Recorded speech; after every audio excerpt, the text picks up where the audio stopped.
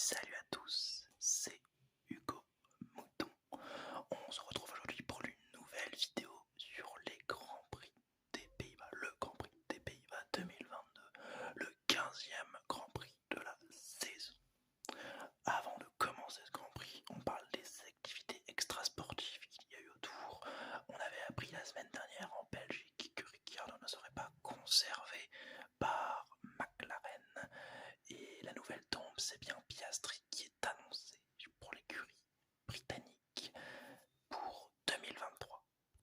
Comme chez Red Bull en 2013, c'est un Australien qui en remplace un autre, laissant sur la touche l'autre à la remplacer. Mark Webber, c'était pour une fin de carrière. Ricciardo, ça s'avance un peu aussi vers une fin de carrière, mais on en reparlera à la fin du Grand Prix dans les enseignements. Commençons ensuite directement avec la FP1.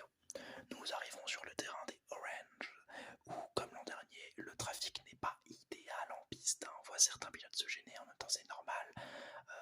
Zandvoort est une piste un petit peu exiguë. Les stands, par exemple, sont très petits à Zandvoort, et les stands de chaque équipe sont très très proches, ce qui va créer des problèmes pendant le week-end. Sûrement des problèmes d'unsafe release et autres, on ne sait pas. Ensuite, Hamilton galère un peu avec sa voiture, il ne trouve pas les meilleurs settings, pourtant il est deuxième, alors que Russell, son coéquipier, est le plus rapide. Lui a pris la mesure de la monoplace et s'en sort visiblement très bien durant ce week-end. Durant ce début de week-end en tout cas. La piste est piégeuse à l'image des sorties nombreuses comme Ricciardo, Perez ou Schumacher qui vont dans les graviers ou qui frôlent les murs de très très peu. Verstappen abandonne cette FP1 sur un problème moteur et donc remorqué jusqu'à ses stands, et Norris prend la troisième place avec visiblement McLaren très très très rapide. En FP2, les Ferrari dominent. Leclerc premier, Sainz deuxième, Ricciardo qui est explicitement viré de McLaren maintenant, est longtemps retenu dans ses stands pour un problème moteur, et il parvient tout de même après à prendre la piste et à coller 2-3 temps assez loin des temps de Norris 4ème durant cette FP2 qui est vraiment très à l'aise ici à Zandvoort. Verstappen semble lui en difficulté sur ses terres, et en fin de session Tsunoda se bloque dans les graviers provoquant un drapeau rouge. Je crois que Verstappen n'est que 8ème sur cette deuxième session, ce qui est plutôt mauvais, il faut le dire. En FP3, Leclerc est encore le plus rapide. Cette fois-ci, c'est Russell qui semble solide derrière lui avec une P2 et un Verstappen qui semble avoir pris la mesure de son moteur étant donné qu'il est P3. Perez, lui, tente de nouveaux settings pour la qualification. Des settings qui sont visiblement pas adaptés car il part un petit peu au large sur 2-3 virages durant ses relais. Donc à mon avis, les settings seront changés pour la qualification pour les avoir plus efficace. Gasly part lui aussi au large dans un virage, exposant même un panneau en polystyrène indiquant les 150 mètres avant le breaking point, ce qui est plutôt marrant, mais il a failli de très peu ne pas participer à la qualification en se prenant le mur et en peut-être détruisant sa suspension, ce qui aurait été très dommageable pour lui. Fin de ces séances d'essai libre, la qualification, cette qualification en Q1. La Q1 est calme, à part un petit unsafe release de la part du stand de AlphaTauri du stand McLaren sur la AlphaTauri de Tsunoda. La diff Vettel, Ricciardo, Magnussen et Bottas sortent en Q1. Vettel avait un des meilleurs temps, mais il a perdu sa voiture dans le dernier virage, passant donc par les graviers un peu avant, alors qu'il allait passer en Q2, c'était une évidence, donc c'est dommage. Tandis que Joe, lui, passe de peu, comme Sainz, qui avait que le 13ème temps, compliqué quand même pour une Ferrari d'avoir le 13ème temps. En Q2, la Q2 est retardée à cause d'un fumigène lancé sur la piste par un des fans. Il gêne la piste et donne encore une mauvaise image des Dodge fans qui sont très souvent vus dans la communauté comme des débiles. On en parlera ça aussi à la fin du Grand Prix. Une fois la séance relancée, le trafic est un problème et au final c'est Albon, Joe, Alonso, Gasly et Ocon qui sont éliminés alors que Tsunoda passe en Q3 ainsi que Mick Schumacher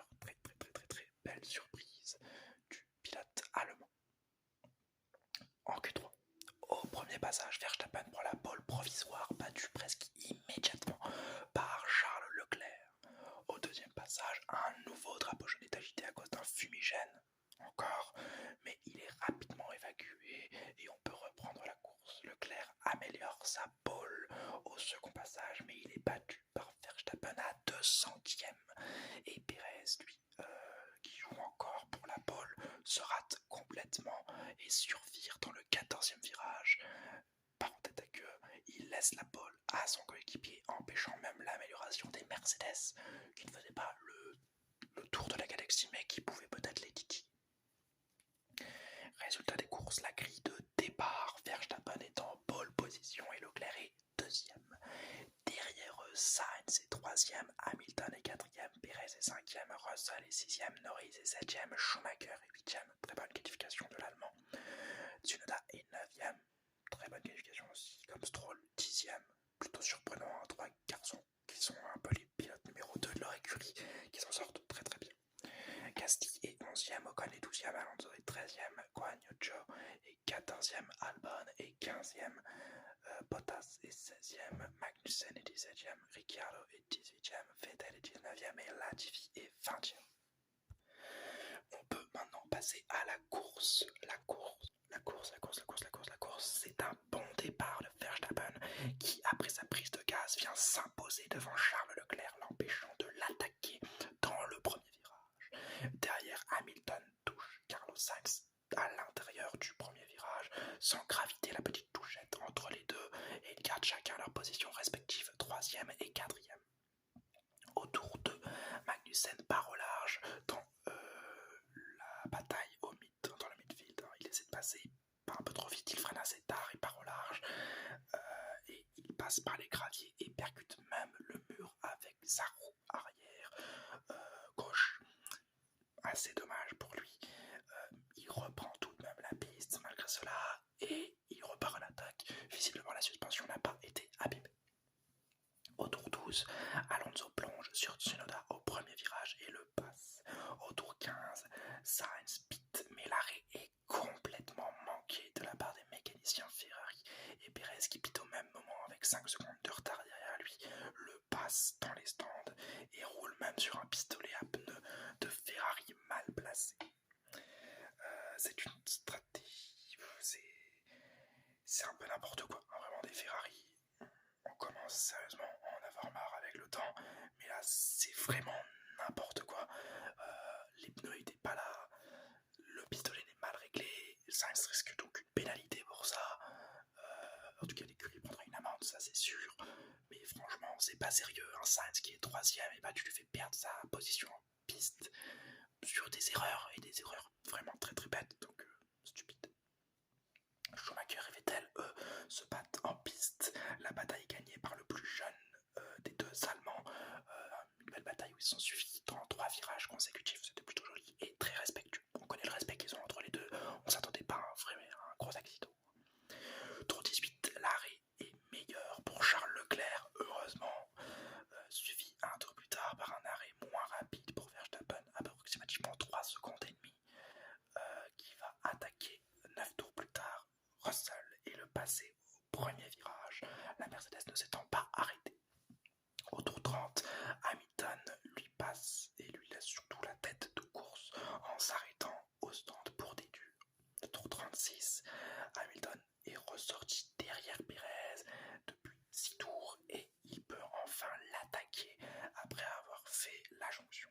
Il essaye par l'extérieur du premier virage, mais le Mexicain bloque les roues très furtivement, mais il les bloque et Hamilton se rabat de peur qu'il ne l'emmène hors de la piste en allant trop au large.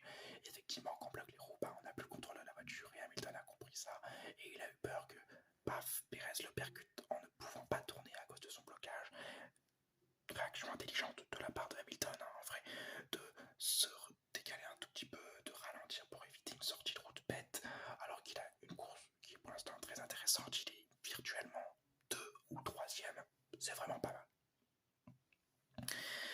Ensuite, donc Pérez garde sa place et un tour plus tard, Hamilton finalise le même dépassement à l'extérieur du 1, mais cette fois-ci, Pérez ne le bat pas, malheureusement.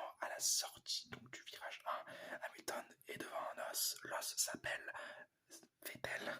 Vettel qui ressort des stands et qui le dérange tellement qu'il va l'empêcher d'aller très vite dans le banking, permettant à Perez de légèrement le rattraper, même le dépasser tout légèrement, avant que Hamilton reprenne l'avance sur le Mexicain et dépasse Vettel un petit peu plus tard dans la course.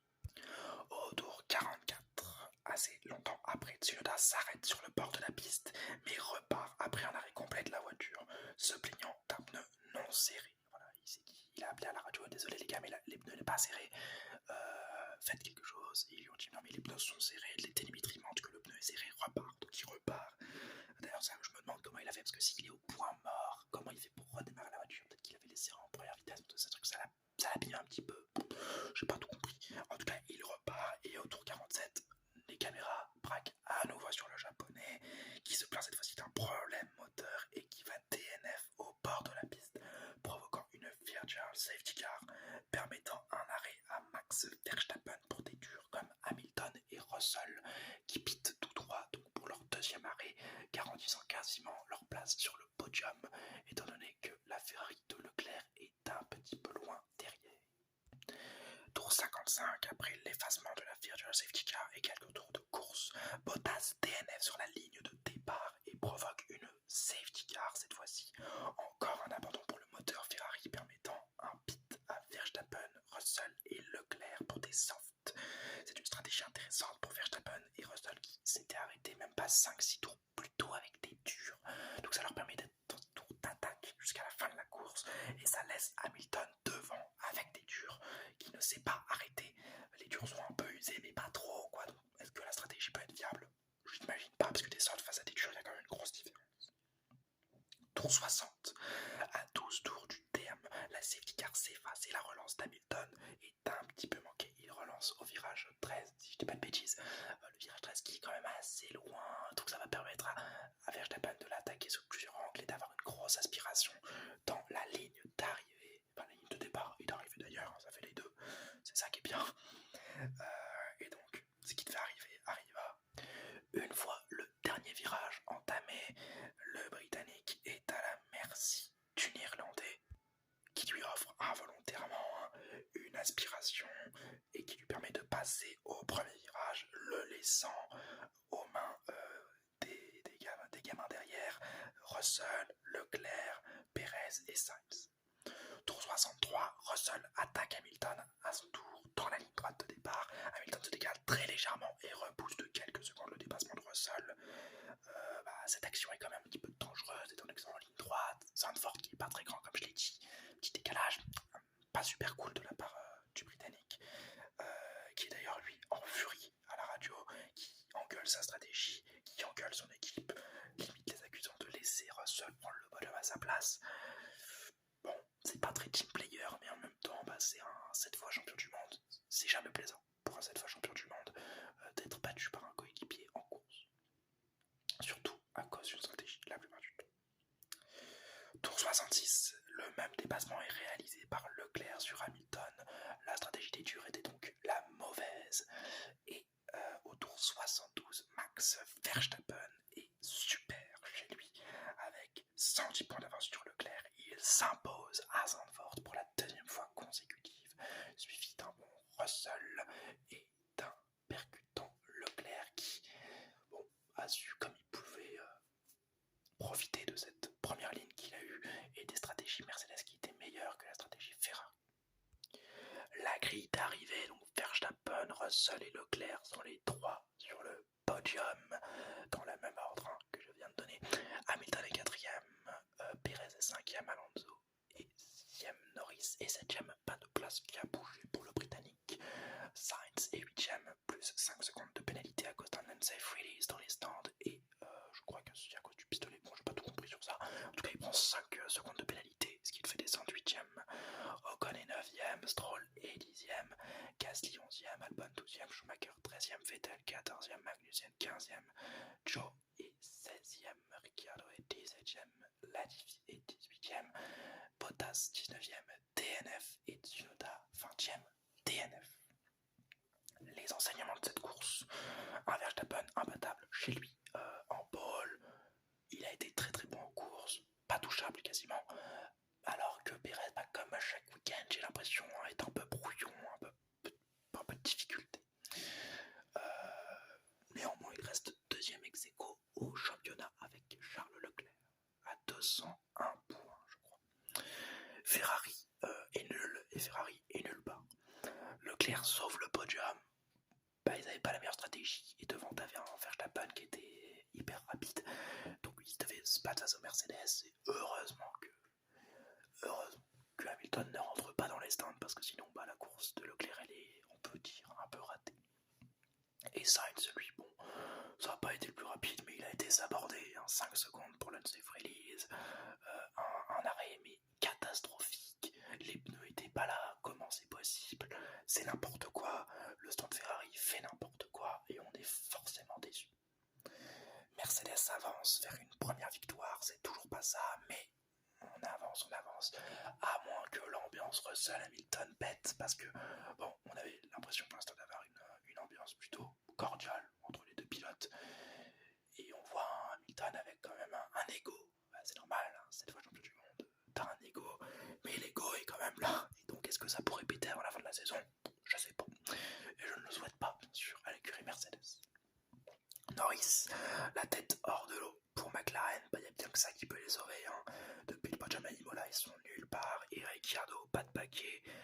Et là, franchement, je vais être méchant, je vais pas être de l'avis de la communauté F1, mais c'est mérité en fait, qu'il n'ait pas de paquet. Au vu de deux dernières saisons qu'il fait, dernière de la hybride qui rate, pas complètement, mais qui rate quoi. Et première de la nouvelle ère où il est nulle part. Voilà, il y a 2 saisons où il est nulle part. Alors certes, les gens ressortent souvent l'argument de mais Ricciardo était bon en 2014. Voilà, trouvez l'erreur dans ce que vous venez de dire. Ricciardo était bon en 2014. Moi j'ai commencé à suivre la F1 en 2018, Ricciardo était bon. 2019 c'était pas ça, mais il avait pas la bonne voiture. 2020 non plus, mais il avait pas la bonne voiture. Et 2021, 2022 il est pas bon. Donc maintenant s'il a pas de paquet, il faut se demander pourquoi il a pas de paquet. Et il faut comprendre qu'il n'a peut-être plus le niveau de la F1, niveau qu'il a eu à une époque. On remet surtout pas ça en cause, mais maintenant c'est fini peut-être. Et on espère qu'il fera une belle pige autre part qu'en F1. Il y a des rumeurs en IndyCar, ça peut peut-être être une bonne chose pour lui. En voyant ce que fait Grosjean en IndyCar, ça peut être intéressant. Et enfin, le cas Alpine qui prend des points. Alpine 9ème et 6ème. Alonso et Ocon prennent les points. C'est une bonne chose. C'est sérieux. La voiture tourne bien. Ils prennent plus de points que McLaren. C'est l'essentiel. C'est ce qu'on leur demande. Tandis que Stroll aussi prend des points pour Aston Martin. Excusez-moi. Et enfin, la toute fin, AlphaTauri, Alfa Romeo hors des points. Ça devient répétitif. AlphaTauri, elle apporte des points. Gasly 11ème. Et Tsunoda faisait un meilleur week-end que Gasly avant ses problèmes. Donc il y aurait peut-être eu un point. Et Alfa Romeo, là ça fait 3-4 Grands Prix qui sont nulle part. Joe est 16ème, Bottas a encore DNF, le Ferrari est vraiment pas solide. C'est très dommage. Mais bon, c'est l'ordre des choses de cette saison et c'est un peu décevant pour une écurie que j'apprécie particulièrement. Pour terminer, une piste plutôt cool, Zandvoort, vous connaissez mon avis sur Zandvoort, de l'an dernier, j'aime bien cette piste, elle est plutôt sympathique. Des fans présents, mais certains stupides. Vraiment, là que l'image des fans de Verstappen n'est pas folle. Si les mecs sont encore plus cons que ça va commencer à pas le faire en fait, parce que jeter des fumigènes sur la piste, ça t'apporte quoi? Rien. En plus tu déranges ton pilote, tu déranges les autres pilotes, t'as l'air d'un con dans les tribunes. Franchement vous êtes franchement stupide et vous redorez pas l'image du blason des fans de Verstappen qui n'est déjà pas très très belle. C'est un peu dommage et ça cache un peu les week-ends de course. J'espère franchement qu'ils vont arrêter ça, peut-être un petit pic de maturité ou des gens dans les fans qui vont leur dire bon arrêtez d'être cons les mecs, parce que franchement c'est dérangeant en fait, vous dérangez tout le monde, même les vrais fans de Verstappen qui sont pas stupides. Il y a des fans de Verstappen qui, comme vous et moi, supportent ce pilote parce qu'ils le trouvent talentueux, parce qu'ils ont une affect avec lui, mais qui vont pas pour autant aller jeter un fumigène ou insulter un autre fan sur internet juste parce qu'il est pas comme eux. Bon, voilà. De toute façon, des fans stupides, il y en a dans tous les sports et il y en a dans toutes les castes de la F1 aussi. Je suis sûr qu'on a des gros teubés chez les fans de Leclerc ou de Kimi Raikkonen ou de Gasly aussi, ça j'en connais.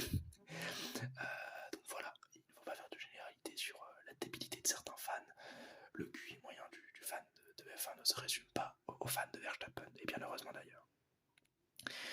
Des batailles sympas aussi également à Zandvoort, pour terminer sur une note positive. La course était cool, bon, pas exceptionnelle mais cool, des petites batailles tranquilles, Schumacher avec Vettel était plutôt plaisant à regarder, Hamilton Perez aussi, c'était plutôt bien. Donc c'est pour ça que je vais attribuer un 13 sur 20. Bon, il n'y a pas eu du spectacle à tout va, mais bon, on a quand même eu une course assez linéaire parce qu'on savait que Verstappen allait gagner. Bon, pas de bout en bout, mais on se disait qu'il y avait vraiment très peu de chances qu'il gagne pas. Donc, en tout cas, voilà, c'est la fin de cette vidéo. 21 minutes tout de même. J'espère qu'elle vous aura plu. Si c'est le cas, le petit like, le petit commentaire, le petit abonnement. Et n'oubliez pas, Forza Ferrari!